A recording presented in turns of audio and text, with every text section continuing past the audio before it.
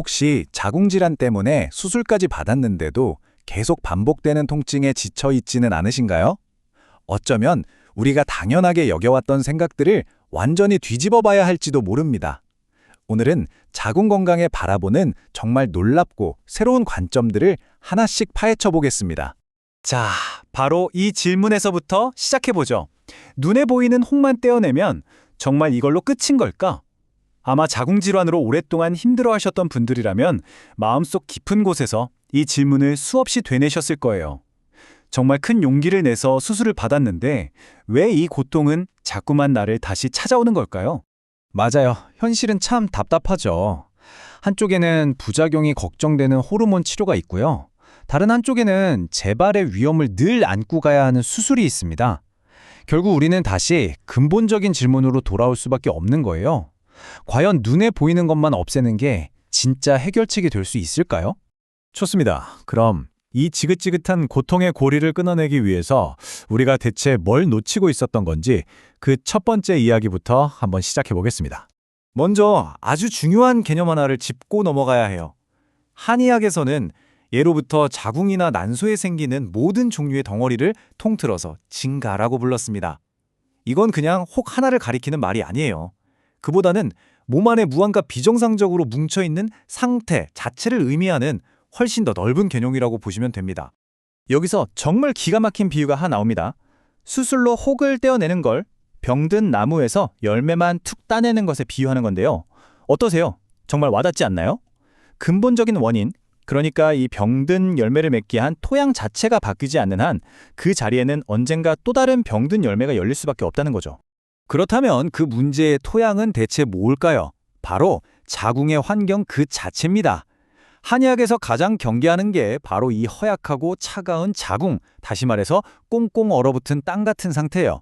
한번 상상해 보세요. 땅에 얼어붙으면 생명이 자라지 못하고 쓰레기만 쌓이잖아요? 똑같습니다. 자궁이 차가워지면 혈액순환이 꽉 막히고 그 자리에 노폐물이 엉겨붙어 덩어리가 만들어지기 시작하는 겁니다. 자, 이제 시야를 조금 더 넓혀볼게요. 우리의 자궁 건강에 영향을 미치는 어쩌면 전혀 예상치 못했던 두 가지 영역이 있습니다. 바로 우리 몸의 토양과 방어막에 대한 이야기입니다. 70%. 이 숫자는 과연 무엇을 의미할까요? 이건 우리 몸의 전체적인 방어 시스템, 즉 면역력을 책임지는 아주 핵심적인 부분과 관련이 있습니다. 정말 놀랍게도 그 정답은 바로 소화기관입니다. 우리 몸 전체 면역력의 무려 70%를 바로 이 소화기관이 담당하고 있거든요. 여기서 만들어진 건강한 면역세포들이 우리 몸의 청소부 역할을 하는 거예요. 자궁 밖으로 잘못 흘러나온 생리혈 찌꺼기 같은 것들을 깔끔하게 처리해서 이게 더 큰 병으로 자라나는 걸 막아주는 아주 중요한 역할을 하는 거죠. 그런데 만약 소화가 잘 안 돼서 식적이라고 불리는 음식물 쓰레기가 몸 안에 쌓이면 어떻게 될까요? 이 독소가 온몸을 돌아다니면서 면역력을 뚝 떨어뜨리고 결국 자궁을 지키는 방어막까지 무너뜨려 버리는 겁니다. 혹시 유독 소화가 안 될 때 생리통이 더 심해지더라 라고 느끼신 적 있다면 바로 이 때문일 가능성이 아주 높습니다. 직접적인 연관이 있는 거죠. 이번에는 눈에 보이지 않는 우리의 감정, 이 마음의 상태가 어떻게 우리 몸에 구체적인 물리적인 영향을 미치는지 그 강력한 연결고리에 대해서 이야기해 볼게요. 우리 마음속에 활활 타오르는 화, 그러니까 풀리지 않는 스트레스나 분노 같은 감정들이요.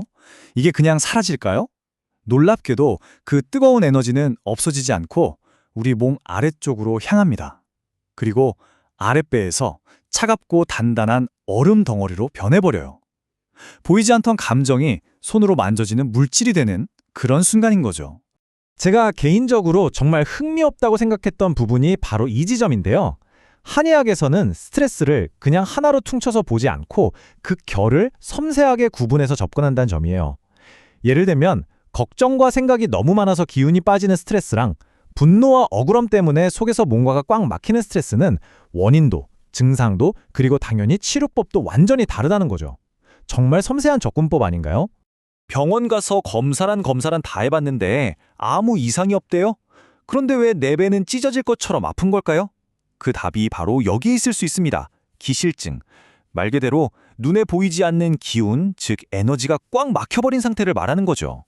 이건 덩어리가 실제로 만들어지기 바로 직전 단계 우리 몸이 보내는 마지막 경고 신호나 마찬가지입니다. 자, 이제 이야기의 클라이맥스입니다. 병을 무작정 공격하는 대신 내 몸의 건강함을 키워서 병이 스스로 물러나게 만드는 그런 철학적인 전환에 대해서 알아보겠습니다. 매달 찾아오는 통증, 혹시 진통제로만 버티고 계신가요? 어쩌면 우리는 통증을 잠재우는 게 아니라 더 큰 문제를 애써 외면하고 있는지도 모릅니다. 왜냐하면 진통제나 피임약은 당장에 아프다는 신호는 꺼줄 수 있지만 정작 몸 안으로 배출되어야 할 노폐물 덩어리인 어혈은 몸 안에 그대로 가둬버릴 수 있거든요. 이건 마치 집안의 쓰레기는 계속 쌓아두고 냄새만 잠시 막아두는 것과 똑같은 거죠. 그렇다면 병과 정면으로 맞서 싸우는 것만이 우리가 택할 수 있는 유일한 길일까요? 어쩌면 전혀 다른 길이 있을지도 모릅니다.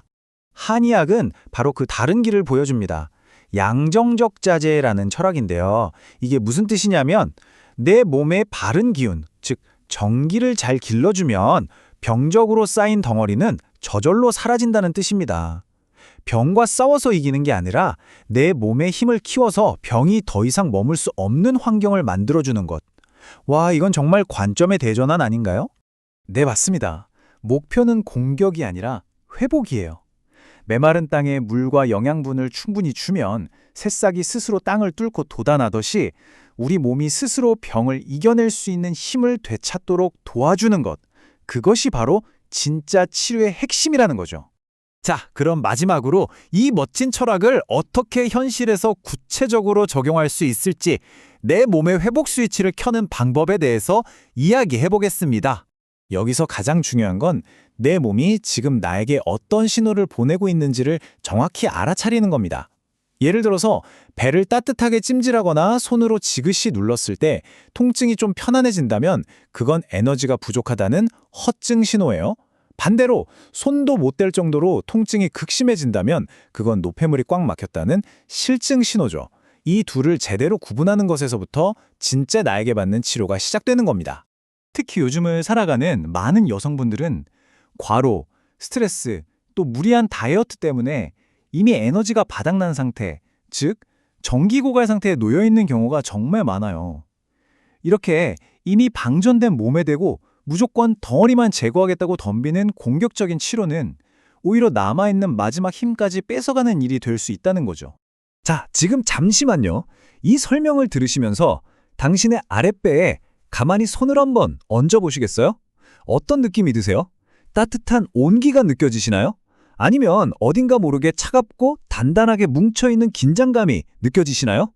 바로 이렇게 내 몸이 보내는 작은 소리에 귀를 기울이는 것, 그것이 모든 치유의 가장 중요한 첫걸음입니다. 자궁질환은 단순히 아픈 걸 넘어서서 한 여성의 일상과 활력을 통째로 무너뜨립니다. 하지만 내 몸의 회복 스위치를 어떻게 켜야 하는지 그 방법을 안다면 우리는 통증 없는 상쾌한 아침을 다시 맞이할 수 있습니다. 기억하세요. 당신의 자궁이 편안해질 때 비로소 당신의 삶은 다시 아름답게 빛나기 시작할 겁니다.